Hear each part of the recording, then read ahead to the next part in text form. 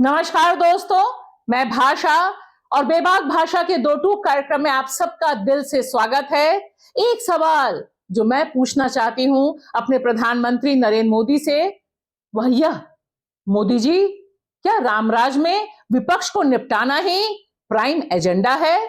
जिस तरह से कांग्रेस नेता राहुल गांधी, उनकी जो यात्रा चल रही है, भारत जोड़ो न्याय यात्रा, उस पर असम के लखीमपुर पे हमला हुआ और जिस तरह से एक खौफ का माहौल बनाने की कोशिश की गई, क्या यह रामराज है? और दूसरी तस्वीर ठीक इसी समय जो देश ने और दुनिया ने देखी और देख रही है कि एक बार फिर केंद्र की ईडी पहुंची झारखंड के मुख्यमंत्री हेमंत सोरेन के यहां।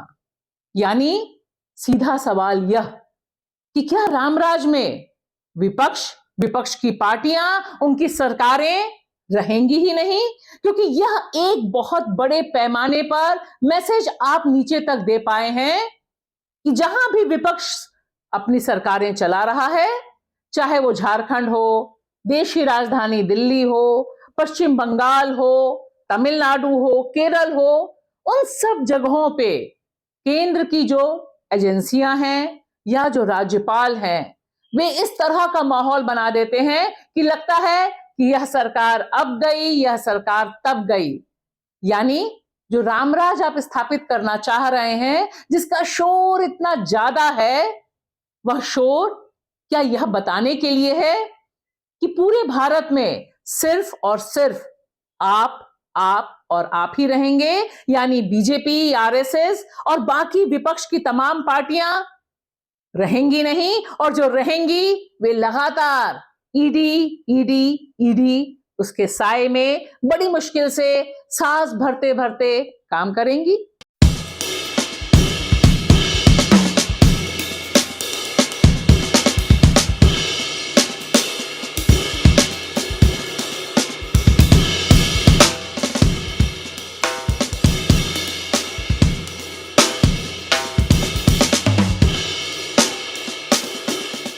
और मोदी जी, यह सवाल मेरा नहीं, यह सवाल अनगिनत भारतीय नागरिकों का है, क्योंकि आप तो पूरे भारत के प्रधानमंत्री हैं। अब देखिए, जिस तरह से झारखंड में जब ईडी दबिश देने पहुंची, जब ईडी पूछताछ करने पहुंची हेमंत सोरेन से, जो जेएमएम के नेता हैं, एक लैंड स्कैम के संदर्भ में यह पूछताछ लंबे समय से जारी है। एक के बाद एक समन आए और उसके बाद हेमंत सोरेन ने उनको अपने घर बुलाया कि यहीं आइए, यहीं पूछताछ आपको जो करनी है कीजिए, क्योंकि मैं तमाम जवाब आपको पहले भी दे चुका हूं। लेकिन देखिए झारखंड में किस तरह का अफरा तफरी का माहौल हो गया।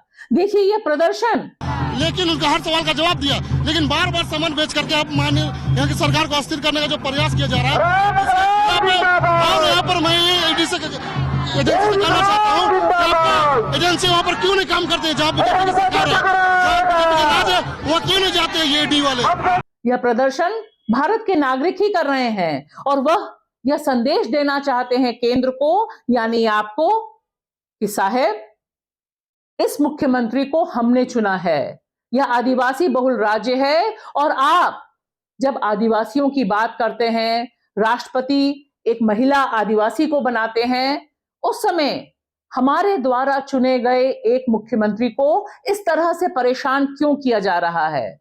क्योंकि यह याद रखना जरूरी है कि जिस तरह से लंबे समय से निशाने पर हेमंत सोरेन, उनकी सरकार बनी हुई है, बीच बीच में लगता है कि बस अब सरकार गई, अब मुख्यमंत्री हटाए गए, अब उनकी गिरफ्तारी हुई।